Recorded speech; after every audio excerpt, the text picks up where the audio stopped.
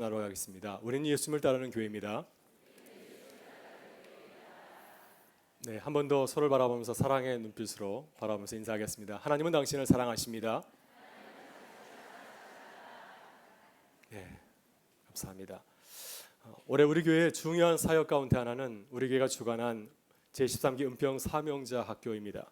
지난 2월부터 5개월 동안 달려온 제13기 은평 사명자 학교의 모든 공식 일정이 지난 목요일, 화요일 8개 전도 여행팀의 발표와 간증으로 모두 마치게 되었습니다. 아직 졸업 예배가 남아 있고 그리고 또 한 팀의 전도 여행이 남아 있지만은 우리 교회에서 이루어지는 모든 공식 일정은 마치게 되었습니다. 지난 5개월의 학사 일정이 하나님의 은혜 가운데서 쏜살같이 지내온 것 같습니다. 지난주 8개 전도 여행팀의 발표와 간증을 들으면서 저는 개인적으로 큰 감동과 은혜를 받았습니다. 모든 팀들이 각자 다른 지역에서 5박 6일 동안 어떻게 전도여행을 했는지를 발표하였습니다. 사명자께 전도 여행의 중요한 것은 기도와 묵상에 있습니다. 누가 예배에 참석한 것 같아요? 네. 그래서 사명자께 전도여행이 굉장히 중요한 것은 기도와 묵상에 있습니다. 그래서 무슨 일을 하든지 먼저 기도하고 또 하나님의 뜻에 따라 순종하는 것이죠. 그래서 전도여행의 모토는 묻고 듣고 순종하자입니다. 그래서 무슨 일을 하든지 팀 리더가 혼자 결정하지 아니하고 팀원들과 함께 기도하고 하나님의 뜻을 발견하고 따라가는 것, 이것이 전도여행의 중요한 내용입니다. 특히 모든 팀들은 전도여행 가운데서 매일 숙소로 사용할 교회를 찾아가야 됩니다. 만약 교회를 찾지 않으면 어떻게 되죠? 길가에서 노숙을 해야 되기 때문입니다. 그래서 매일 팀원들은 아침마다 기도하면서 어떤 교회가 될 것인가를 함께 기도하면서 하나님의 음성을 듣고 환상을 나누고 또 말씀을 가지고서 교회를 찾아갑니다. 이런 과정에서 기도하는 대로 교회를 찾는 기쁨을 경험하였고요. 또 모든 팀들이 하나님의 은혜와 또 인도하심을 경험하였다고 고백을 하였습니다. 그래서 어떤 팀들은 정말 이루가 필요한 교회에 가서 귀한 사역을 감당하기도 하였습니다. 또 어떤 교회는 오랫동안 사용되지 않아서 여러 가지 수리가 필요한 교회가 있었는데요. 그곳에 가서 대청소를 하고 수리를 한 그러한 전도여행 팀도 있었습니다. 또 진도에 있는 팽목항에 가서 그곳에서 쌓여있는 그 어둠의 세력들을 바라보면서 그곳에 하나님의 이루와 평강이 임하기를 바라면서 썸으로 찬양하는 그런 귀한 팀들도 있었습니다. 그래서 모든 팀들이 이 짧은 여정이었지만은 기도하는 가운데서 하나님의 인도하심을 경험하였다고 고백하고 간증을 하였습니다. 저는 전도여행 보고와 간증을 하는 학생들을 바라보면서 울컥하는 마음이 올라왔습니다. 그 모습이 너무나 감동적이기 때문이었습니다. 전도여행의 수식대로 기도하고 또 그 말씀에 순종하려 애쓰는 그 모습을 볼 때 큰 감동을 받았습니다. 어떤 팀은 중간에 길을 잃어서 이제 밤늦게까지 교회를 찾지 못했는데 처음부터 다시 시작하자 팀원들이 마음을 모아서 이제 강원도 한기령을 2번이나 올라갔던 그러한 전도여행 팀도 있었다고 하였습니다. 이렇게 자신의 생각대로 쉽게 행동하지 아니하고 하나님 말씀대로 행동하기 위해서 애쓰는 그 모습을 바라보면서 하늘에 계신 하나님께서도 얼마나 감동을 받으셨을까 하는 생각을 하게 되었습니다. 여러분, 이번에 우리 교우들 가운데서 은평 사명자학교에 등록한 교우들 또 간사들이 많이 있습니다. 어려운 시간을 내어서 전도여행을 받은 우리 교우들을 우리 곁에서 격려하고 또 축복하실 수 있기를 바라고요. 계속해서 이 제자의 길을 걸어갈 수 있도록 도우시는 우리 교회가 될 수 있기를 바랍니다. 그래서 그들을 통해서 우리 가정과 일터와 교회 가운데 작은 부흥이 일어나기를 바라고요. 그들의 그 순전한 제자의 모습을 통하여서 하나님을 사랑하는 법을 함께 나누고 또 경험할 수 있기를 바랍니다. 또 무슨 일을 하더라도 먼저 기도하고 하나님의 뜻을 묻고 순종하는 기도의 역사가 우리 가운데 일어날 수 있기를 바랍니다. 그래서 우리 교회가 이번 제13기 은평 사명자학교를 통하여서 하나님을 더욱더 사랑하고 또 주님을 따르는 교회로 거듭날 수 있기를 주의 이름으로 축원합니다. 오늘 본문에서 예수님은 기도에 대해서 말씀하십니다. 산성수훈에서 예수님은 기도에 대해서 몇 번 말씀하셨죠. 6장을 보게 되면 예수님께서는 기도의 자세에 대해서 말씀하였습니다. 내가 기도할 때 은밀하게 기도하라. 골방에 들어가서 은밀히 기도하라. 그래야면 너희 하나님 아버지께서 너의 기도를 들으시리라 말씀하였습니다. 또 어떻게 기도해야 될 것인가? 기도의 내용에 대해서도 말씀하였습니다. 주님께서는 기도의 모델인 주기도를 가지고서 제자들에게 기도에 대해서 알려주었습니다. 그리고 다시 7장에서 기도에 대해서 말씀을 하십니다. 왜 주님께서 다시 제자들에게 기도에 대해서 말씀하실까요? 예전에 하셨는데 왜 또다시 기도에 대해서 말씀을 나누실까요? 우리가 두 가지를 생각해 볼 수가 있을 것 같습니다. 똑같은 얘기를 다시 하는 것은, 반복하는 것은 강조의 의미가 있습니다. 그만큼 제자들의 삶의 자리 가운데서 기도가 중요하기 때문에 주님께서는 기도에 대해서 다시 말씀하신 것이죠. 또 하나의 이유를 살펴본다면 제자들이 기도 생활을 하지 않았기 때문이었습니다. 기도에 대한 지식은 가지고 있지만 실제로 기도의 능력을 경험하지 않았기 때문에 주님은 기도에 대해서 잘못 알고 있는 제자들 향하여서 기도에 대해서 거듭 말씀하신 것입니다. 미국 일로 크릭처치의 빌 하이벨스 목사님이 아주 오래전에 너무 바빠서 기도합니다 라는 책을 펴내었는데, 이 책에서 빌 하이벨스 목사님은 많은 사람들이 기도하지 않는 이유를 지적하고 있습니다. 그 이유는 기도에 대해서 잘못 알고 있기 때문에 기도하지 않는다고 하는 것입니다.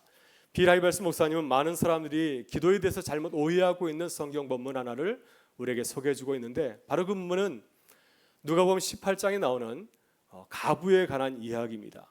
불의한 재판관에 찾아가서 끈질기게 기도한 이 가부의 이야기이죠. 이 비유는 예수님께서 기도하지 않는 제자들에게 들려주신 비유이기도 합니다. 빌 하이벨스 목사님은 많은 사람들이 이 비유를 통하여서 기도를 잘못 이해하고 있다고 이렇게 이야기를 하고 있습니다.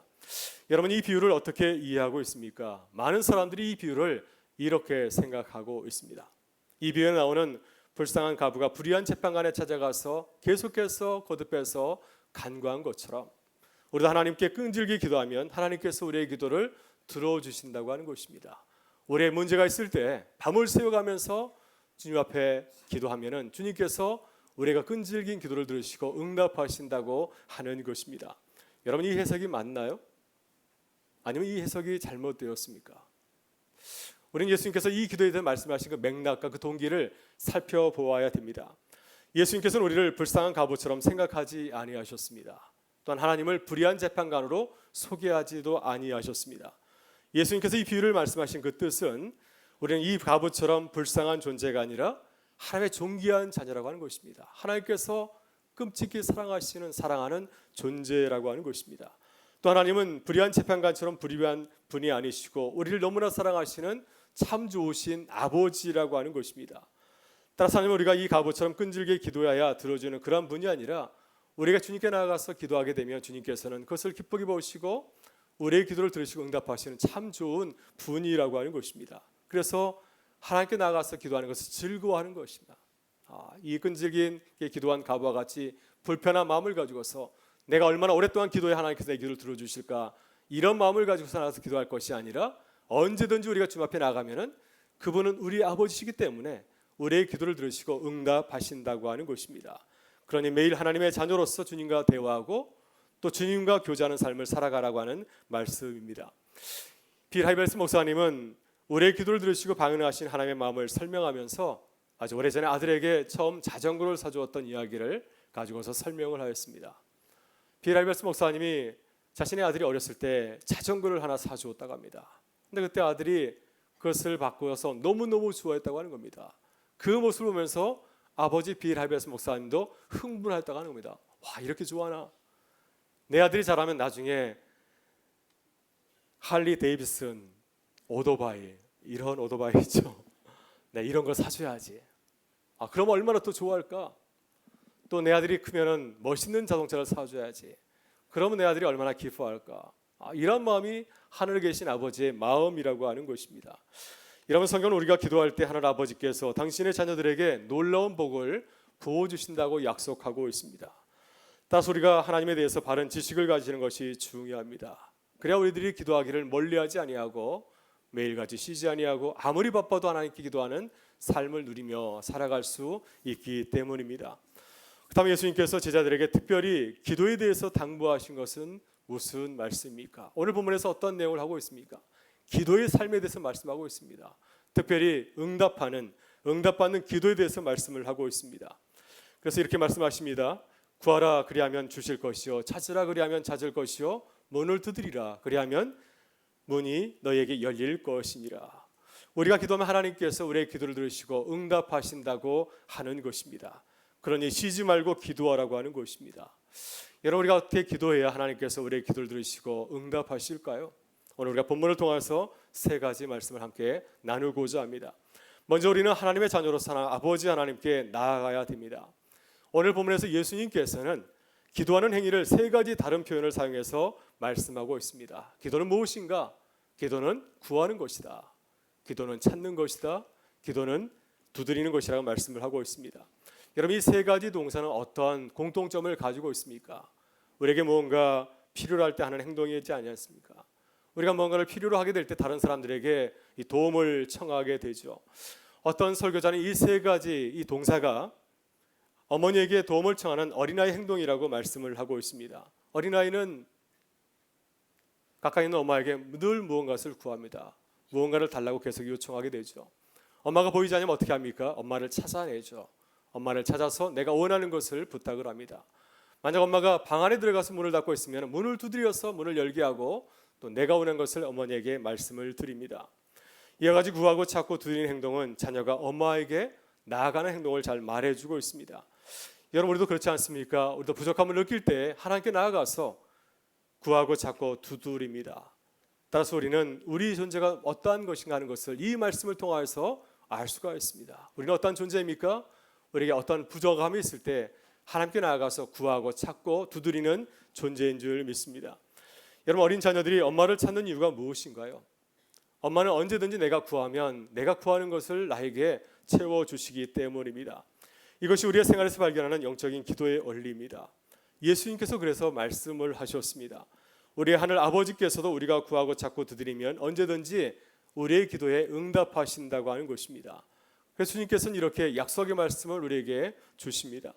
구하라 찾으라 두드리라 그리하면 주실 것이요 그리하면 찾을 것이요 그리하면 열릴 것이니라. 하나님께서는 우리의 간구에 어김없이 응답하시는 분이라고 주님은 하나님을 소개해 주고 있습니다.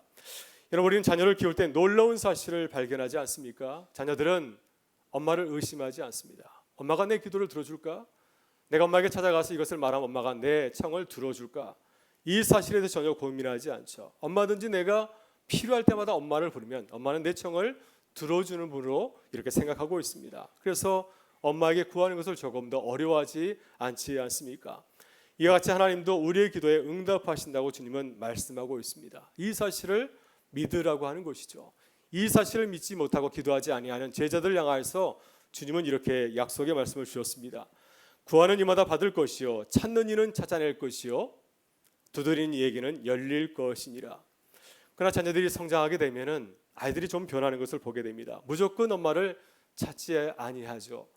아이가 아주 어릴 때는, 갓난아이일 때는 필요할 때마다 엄마를 부르짖지만은 이제 아이가 자라서 생각할 나이가 되게 되면은 엄마의 마음을 헤아릴 줄 알게 됩니다. 엄마를 찾을 때도 엄마의 마음을 한번 생각해 보죠. 엄마가 이것을 좋아할까? 내가 이것을 부탁하면 엄마가 내 들어주실까? 하는 생각을 하게 됩니다. 그래서 엄마가 기뻐하지 않는 것은 가급적 요구하지 않으려고 하죠. 바로 이것이 성숙한 자녀의 모습이지 아니하겠습니까? 여러분, 우리도 그렇습니다. 우리가 성숙한 하나님의 자녀라고 한다면 하나님께서 기뻐하시는 것을 생각해야 됩니다. 왜냐하면 하나님께서는 당신이 기뻐하시는 것을 구하는 것을 하나님께서 기뻐하시기 때문입니다. 만일 우리가 주님이 기뻐하시는 것을 자꾸 구한다면 하나님께서 기뻐하시고 우리의 기도에 기쁘게 응답하실 줄 믿습니다. 여러분, 그렇다면 하나님께서 정말 우리에게 바라시는 기도는 어떤 기도일까요? 우리가 어떤 기도를 드릴 때 주님께서 기쁘게 들으시고 응답하시겠습니까? 마태복음 6장 33절에서 주님은 이렇게 말씀하셨습니다. 그런즉 너희는 먼저 그의 나라와 그 의를 구하라. 그리하면 이 모든 것을 너에게 더하시리라. 세상 사람들처럼 먹고 마시고 즐기는 것 이런 것을 구하는 것이 아니라 하나님의 나라와 그 의를 구하면 주님께서는 기쁘게 들으시고 응답하신다고 말씀하고 있습니다.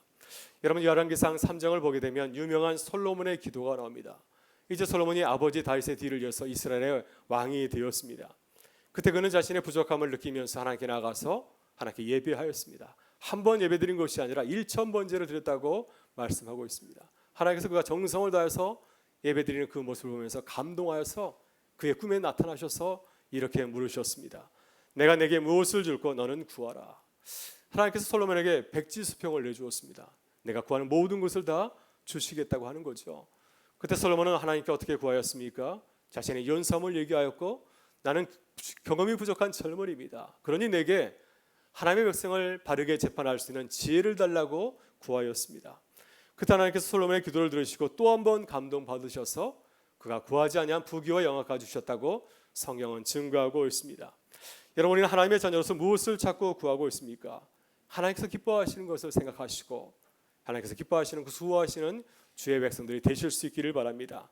하나님의 뜻을 위해서 기도하여서 주님을 감동시키는 주님의 사람들 되실 수 있기를 주의 이름으로 축원합니다. 다음으로 우리는 아버지 하나님께서 주실 좋은 선물을 기대하고 믿어야 될 줄 믿습니다. 오늘 본문 9절 이하를 보게 되면 예수님께서는 기도를 비유로 말씀하고 있습니다.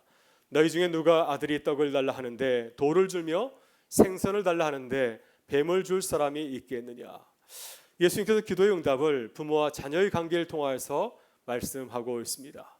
여러분, 기도는 무엇과 같을까요? 기도는 좋은 것을 자녀에게 주는 부모와 같습니다. 부모는 자녀가 아무리 달라고 해도 모든 것을 다 주지는 않습니다. 아무리 사랑하는 자녀라 할지라도 달라는 것을 다 주지는 아니합니다. 부모가 생각하기에 필요한 것을 자녀에게 주죠. 모든 것을 다 줄 수 있지만은 그 가운데서 꼭 필요한 것을 자녀에게 주는 것을 보게 됩니다.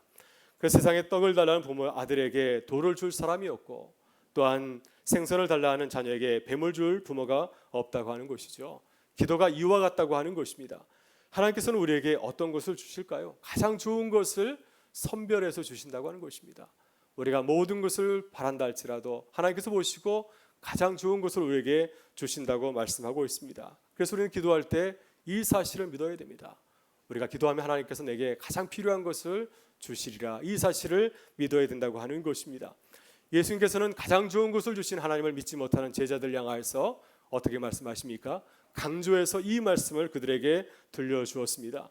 너희가 악한 자라도 좋은 것으로 자식에게 줄 알거든 하물며 하늘에 계신 너희 아버지께서 구하는 자에게 좋은 것으로 주시지 아니하겠느냐. 예수님께서는 하나님을 악한 사람과 비교하고 있습니다. 아무리 악한 사람도 자신의 자녀에게는 가장 좋은 것을 주시지 아니합니까? 하물며 하나님께서 좋으신 하나님께서 당신의 사랑하는 자녀에게 가장 좋은 것을 주시지 아니하시겠냐 하는 것입니다. 하나님께서는 우리에게 가장 좋은 것을 주시는 줄 믿습니다. 우리는 이 사실을 믿어야 될 줄 믿습니다. 가장 좋은 것을 주시는 그 하나님, 그분을 바라보면서 기도하는 우리 모두가 되실 수 있기를 바랍니다. 그러나 이 말씀을 다시 반대로 생각해 보게 되면은 하나님께서는 가장 좋은 것을 주시지만은 우리에게 필요 없는 것, 나쁜 것을 주시지 않는 사실을 잘 말해주고 있습니다. 만약 자녀가 우리에게 이음한 불을 달라고 하면 불을 줄 부모가 어디 있겠습니까? 요즘 사회적으로 이슈가 되고 있는 마약을 달라고 하면은 마약을 줄 부모가 세상에 어디 있겠습니까? 하나님께서도 우리가 잘못 구할 때 그것을 들으시고 응답하지 않는다고 하는 것입니다. 그래서 우리는 기도해서 응답이 되지 아니하면은 이렇게 생각해야 됩니다. 아, 이것은 하나님께서 기뻐하지 않는구나. 이것은 나에게 필요하지 않는구나. 그래서 주님께서 나에게 이것을 주지 않는구나. 이렇게 생각해야 될 줄 믿습니다. 여러분, 마가복음 10장을 보게 되면은 예수님의 제자 야고보와 요한의 기도가 소개되고 있습니다. 예수님께서 이제 제자들과 함께 예루살렘에 올라가게 되었는데 길가에서 야고보와 요한 형제가 예수님께 은밀히 무언가를 부탁을 하였습니다. 예수님께서 무엇을 주기를 원하느냐 물으셨을 때 그들은 어떻게 대답하였습니까? 주님이 영광 중에 오를 때 하나는 주의 우편에 하나는 좌편에 앉게 하여 주옵소서. 그때 주님께서는 그들의 부탁을 들으시고 어떻게 응답하였습니까? 너희가 구하는 것을 알지 못하는구나. 이렇게 대답하시고 그들이 구하는 것을 주지 아니하셨습니다. 여러분, 야고보와 요한이 예수님께 구한 것은 무엇이었습니까? 바로 그것은 예수님과 함께 십자가에 달리는 것이었습니다. 순교의 자리였습니다. 야고보와 요한은 그것이 뜻하는 것이 무엇인지를 알지 못하였기 때문에 이렇게 엉뚱한 기도를 들으신 것이었고요. 주님께서는 그들이 엉뚱한 기도를 드렸기 때문에 그들의 기도를 들으시고 응답하지 아니하셨습니다. 여러분, 하나님께서는 우리에게 가장 좋은 것을 선물로 주시는 줄 믿습니다. 우리가 주님의 나라를 위해서 기도할 때 주님께서는 우리에게 가장 좋은 것을 선물로 주신 줄 믿습니다. 가장 좋은 것을 주시는 주님을 기대하고 또 주님께 나아가서 기도하는 우리 모두가 되실 수 있기를 바랍니다. 그래서 시편 34편에서 다윗은 이렇게 노래하고 있습니다. 여호와의 선하심을 맛보아할지어다. 너희는 여호와의 선하심을 맛보아할지어다. 우리가 죽게 나갈 때 주님께서 우리에게 가장 좋은 것을 선물로 주신다고 하는 것입니다. 여러분, 다윗과 같이 가장 좋은 것을 주시는 하나님을 경험하실 수 있기를 바랍니다. 그래서 가장 좋은 것을 주시는 하나님을 만나고 증거하는 주님의 사람들이 되실 수 있기를 주의 이름으로 축원합니다. 마지막 하나님의 자녀로서 받은 은혜를 이웃과 나누기 위해서 기도해야 될 줄 믿습니다. 예수님께서는 이렇게 기도에 대해서 말씀하셨습니다. 하나님은 우리를 기도하시고 응답하신다고 하는 것이고요. 또 하나님께서는 우리에게 가장 좋은 것을 선물로 주신다고 하는 것입니다. 우리 아버지이기 때문에 하나님께서는 당신의 사랑하는 자녀들에게 가장 좋은 것을 선물로 주신다고 말씀하고 있습니다.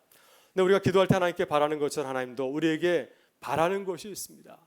다시 말해서 하나님께서 우리에게 가장 좋은 것을 주시면서 우리에게 또한 바라는 것이 있다고 하는 것입니다. 그것을 주님께서는 12절에서 이렇게 말씀하십니다. 그러므로 무엇이든지 남에게 대접을 받고자 하는 대로 너희도 남을 대접하라. 이것이 율법이요 선지자니라. 여러분, 우리 하나님께서 우리에게 가장 좋은 것을 주시는 이유를 생각해 보아야 됩니다. 왜 주님께서 우리에게 가장 좋은 것을 주실까? 주님께서 바라시는 것이 무엇이겠습니까? 주님께서는 우리가 하나님의 복을 누리며 또 복을 나눠주는 삶을 살아가기를 원하십니다. 복을 나눠주는 삶을 살기를 원하기 때문에 우리가 풍성한 복을 가지고 있어야 이웃에게 많은 복을 나눠줄 수 있기 때문에 주님께서는 우리에게 가장 좋은 것을 선물로 주신다고 하는 것입니다. 그래서 주님께서 이렇게 말씀하십니다. 너희가 남에게 대접을 받고자 하는 대로 너희도 남을 대접하라. 이것이 율법이요 선지자니라. 여기서 말하는 율법과 선지자는 구약 성경을 말하고 있습니다. 우리가 하나님의 은혜를 받은 대로 남에게 은혜를 베푸는 삶, 이것이 성경의 가르침의 요약이라고 하는 것입니다. 오늘 마태복음 본문에서는 하나님께서 우리에게 주시는 가장 좋은 선물이 구체적으로 무엇인지가 잘 나와 있지 않습니다. 그러나 똑같은 내용을 기록하고 있는 누가복음 11장 13절을 보게 되면은 하나님께서 우리에게 주시는 가장 좋은 선물이 무엇인지를 구체적으로 말씀을 하고 있습니다. 누가복음 11장 13절은 이렇게 증거합니다. 너희가 악할지라도 좋은 것을 자식에게 줄 줄 알거든 하물며 너희 하늘 아버지께서 구하는 자에게 성령을 주시지 않겠느냐 하시니라.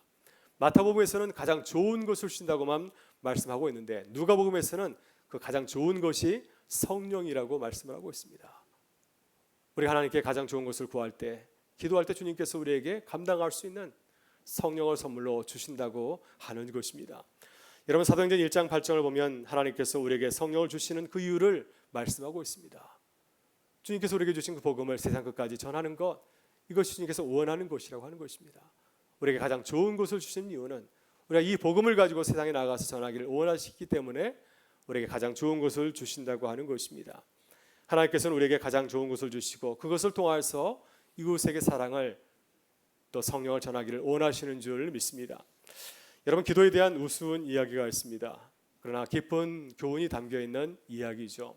어떤 사람이 사업이 잘못돼서 집을 잃고 차까지 팔아야 되는 형편에 처하게 되었습니다. 그래서 그런 최후의 수단으로 로또 복권에 당첨하게 해달라고 기도하였습니다.